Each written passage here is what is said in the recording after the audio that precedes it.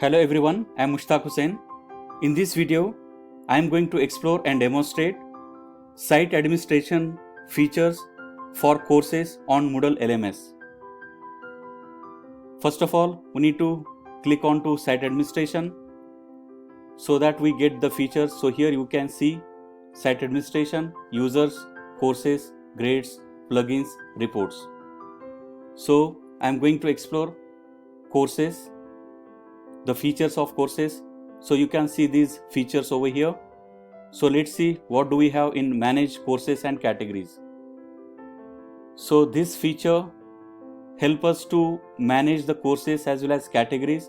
So on left hand side you can see the course categories. On right hand side you can see all the courses available. So if you click on to particular category, so if I click on to say MapStamp, so you can see all the courses under MapStamp or its subcategory. So let me show you what are categories and subcategories first. So if you look at MapStamp, this is main category, Moodle Manager is main category. So these are the main categories. And if you look at global skills, it is a subcategory of MapStamp. So this is what we can see over here. Now apart from that, you can see these icons. This is to hide, this is to up the category, this is to down the category. We can take down the category. Then this is to make some changes. So you can just click on to menu. You can edit, you can create new subcategory, you can delete it, you can assign roles, permissions, check permissions, cohorts, filter. So this is what we can do. So for example, if you want to say put it down, Moodle Manager, so just click on to this. So yes, it will go down. So this is how you can make the changes. Now apart from this, how can we manage the courses or course categories is, for example, if you want to make some changes in say Learn Moodle and teacher training. Now if you wish to shift or move these two categories to team, then what you need to do is first of all select these categories or subcategories. Then you can select the target category. So for example, if I want to move it to say top or maybe MapStamp or maybe team, then you can select that category. Then once you select it, then you can click on to move. So this is how we can move the categories as well as subcategories to different categories as well as subcategories. So this is what we can do. Now same thing is applicable to courses too. Now here you can see all these courses under global skills. Now again, if you want to say select particular course and if you want to move to some other category, so right now it is under the category of global skills. So for example, if you wish to move it to say MapStamp, just example, just click on to this and then you can click on to move. Then it will go to that category. So basically what we can do is we can manage categories as well as courses. Apart from this, we can create new category, we can create new course from here, but I am going to explore creating categories as well as creating new course separately. So this is what we can do over here. Now let me take you back to the courses again so that we can explore rest of the features. Now this is what we have discussed so far. Now let me show you how to add a category. Now in order to add category, so you can click on to add a category. After that you can select the parent category here. So since the team members have created number of categories and subcategories, so I am not going to create new, but I am going to just demonstrate. So first of all, we can select the parent category here. So it can be top, it can be the existing one which have been created by the team members on this course. Then you can name the category. After that you can describe the category, so you can just give brief description about that category, and once that is done, then you can create a category. So this is what you can click on to, and once that is done, then again you can go back. So this is what you can do. Now again let me take you back to the so for example, I'll just show you one example here. So if you click on to say top, so I am going to create say global skills.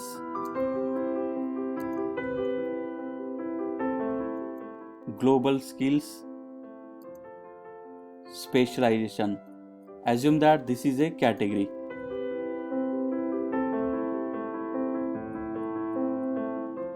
Okay, global skill specialization. So this is the category name. Okay, so I created this one, then I can write the description, then create category. Now if you go to category, you can see that category here, global skills categories. Now if you want to add subcategory to this, then what to do? What you can do is just click on to this one, okay, and create new subcategory. So for example, if I want to say global skills 1, so this is one subcategory. Again we can add description and then create category. Now this is subcategory, right? So you can see this subcategory here. Then again I am going to create one more subcategory. So again same process has to be followed. Okay, so here I will write say global skills 2. Okay, so this is created. Now once it is created, yeah, so you can see over here global skills specialization, global skills 1, global skills 2. Now I am going to delete this one. I just wanted to show the demonstration, okay, how to add a new category as well as subcategory. Okay, so let's go back and see rest of the features under courses. So add a new course. Now this is very much important as far as teacher or admin or manager. Okay, so all these stakeholders are concerned. So basically what we can do is, first of all we need to name the course. Okay, so for example I am going to write say intercultural competence as a course. Okay, so this is the course full name. So I want to write only IC. Okay, IC as a course short name, right? So what I am going to do is, I have created already one category as well as subcategory. So I am going to add it to say global skills 1. So this is added, right? So after that you can you can select the course start date, you can select the course end date. So right now the course is not ready, so I am going to disable it. Then after that you can write the course summary here. Okay, so course summary can be written. If you want to add any audio visual, even that can be done over here. If you want to add any video file, you can add here. So you can write all about your course summary. Now once that is done, now you can add course image too. So let me just show you one example. So course image, then go to your computer. After going to your computer, you can select the file. So I'm going to just select this file. Okay, so again this will be deleted, so I'm just showing you the demo.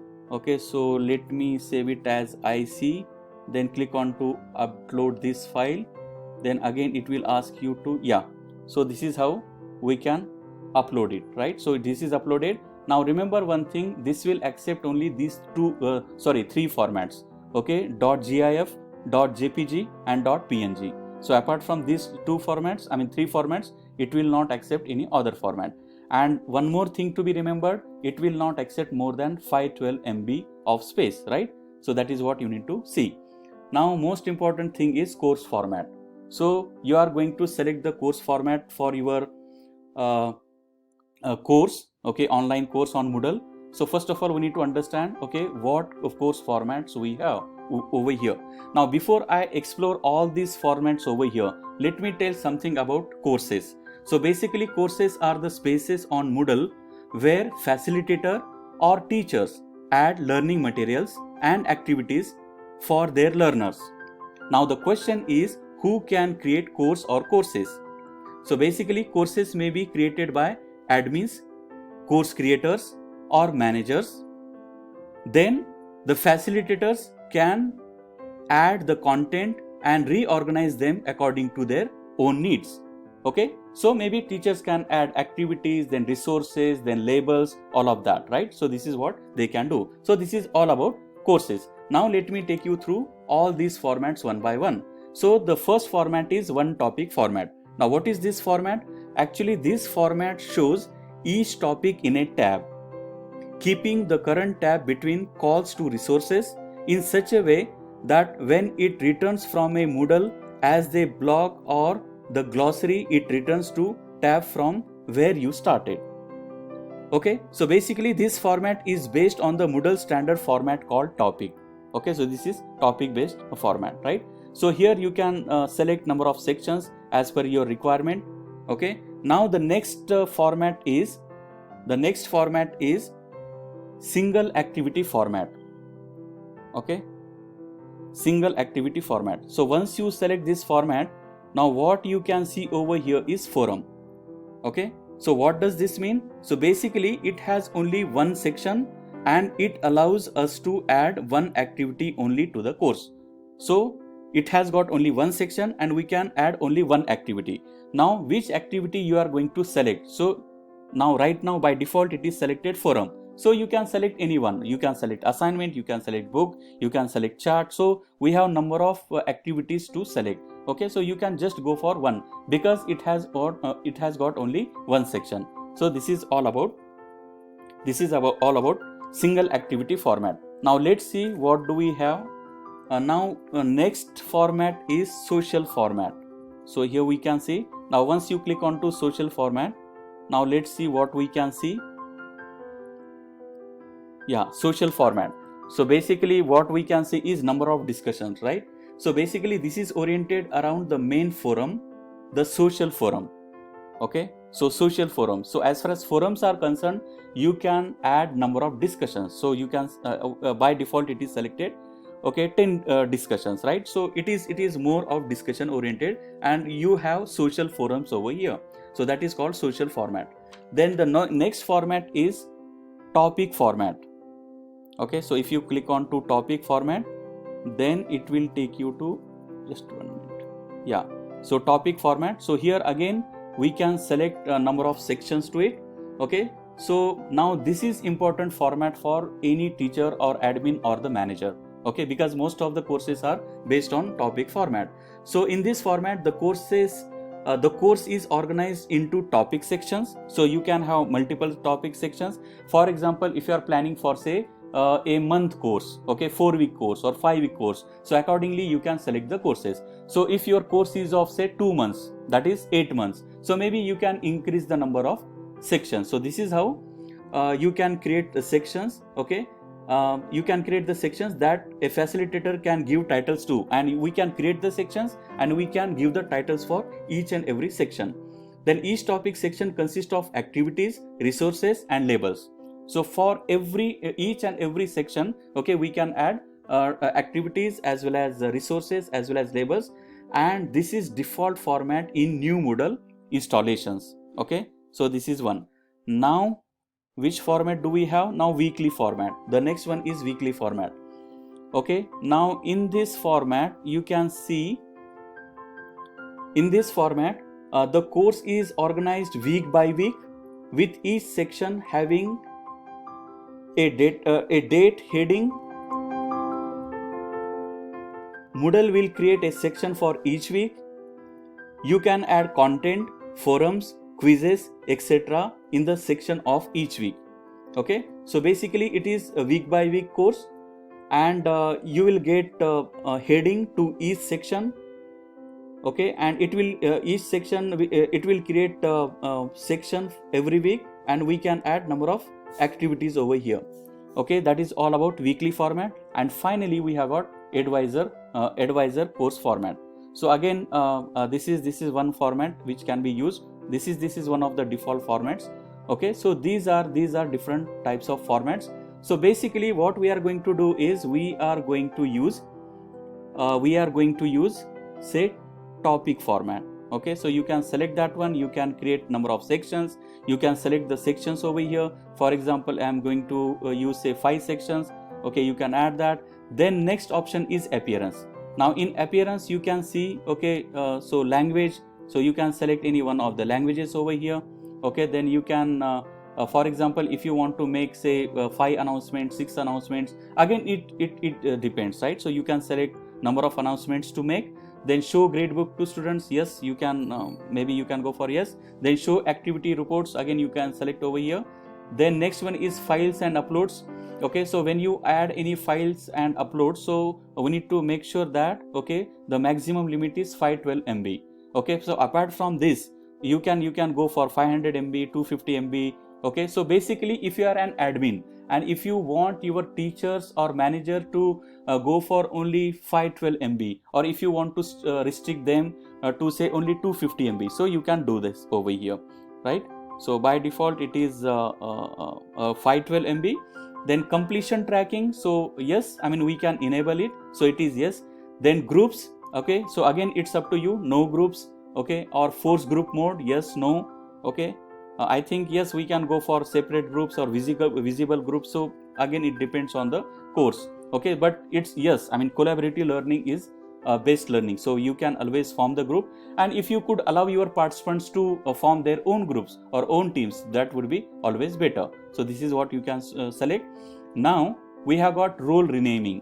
In role renaming, okay, for example, if you want to rename as say instructional designer to this role, so you can do that, okay. So manager, okay, we shall keep it same. Then teacher, maybe we can write facilitator, okay. Now instead of using student, I am going to use learner, okay. Then non-editing teacher, guest, okay, authenticated user, so we shall keep it same. So you can make these changes. Then tags, okay, so manage standard tags is selected by default, okay. So this is what you can do in courses or when you create the course, okay. So this is what we have selected. Then you can click on to save and return, okay, it is being saved, yeah. So this is what I did. So first of all, I created global skills specialization as a main category, okay. So under this category, again I have created two subcategories, that is global skill 1 and global skill 2. Then I created one course called intercultural competence, and I have added that course to global skills 1, okay. Now let's explore rest of the features of courses. We go to site administration first, then courses. So this is what we have discussed. Now restore course, okay. So for example, if you have any backup, okay, or if you have created any course, and if you want to restore it, okay, so maybe if you have that backup file in your computer, okay, so you can select over here, you can choose the file, but remember one thing, maximum size for new files is 512 MB only. So yes, we need to be very careful when you upload this file, okay. Choose a file and you can restore. So this is what you can restore. Then again you can manage backup files, so this is what you can do. So as of now you don't see any files, so yes, I mean once you create number of courses, maybe you can use these options effectively, right? Okay, again let me take you back to the courses, okay, restore course. Then we have got category activity chooser, okay. So once you click on to this, then it will take you to recommended activities. Once you click on to recommended activities, it will show you number of activities to select.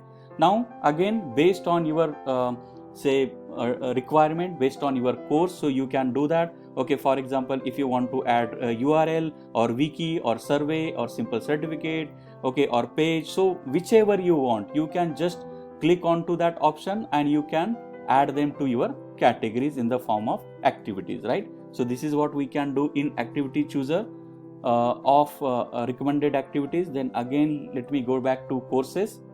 Then the final one is category backups, okay. So once you click on to this, okay, it will show you number of options. So what are those basic options? So general backup defaults, then general backup settings. So you can just go through all these, okay, and whichever you want you can enable or disable. Then second one is general import defaults, so you can see these general import defaults. And finally we have got general import settings, so this is what you can see. And yes, I mean there is automated backup setup too, okay. So this is what you can do. Then automated backup setting again, okay. So I mean whatever changes you wanted to make, you can make it over here, okay. So you can default yes, no, whatever, okay. And once that is done, then you can click on to save changes, okay. So this is what we have under courses. So let me just take you back through courses. So this is what we have discussed in this video: manage courses and categories, add a category, add a new course, restore course, category, activity chooser, and finally category backups. So I hope you understood all these features. Thanks for watching.